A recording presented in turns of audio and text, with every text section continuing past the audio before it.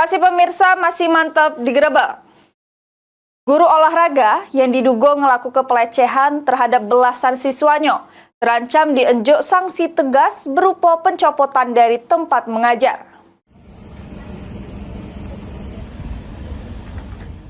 Kepala Sekolah SD 49 Suwandi yang belasan siswanya dicabuli oleh oknum guru olahraga, ini sudah melapor ke tindakan sang oknum guru ke Dinas Pendidikan Oku.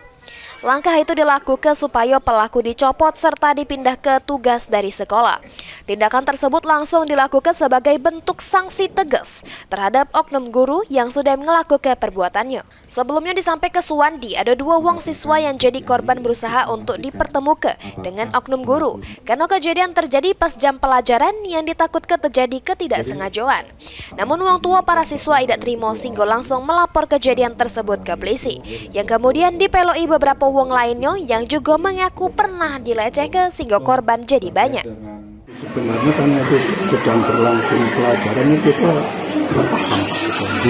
Maksudnya tidak paham karena memang kalau sudah dibariskan ini guru olahraga sudah olahraga yang jalankan tugasnya sesuai yang tujuannya, jadi menganggap itu bahwa itu sudah jalan. Sementara kalau memang ada kejadian seperti itu, seandainya guru itu memberikan pertolongan dan pertolongan anak misalnya olahraga supaya belum bisa dibantu, itu misalnya dianggap pelecehan, ya kami paham.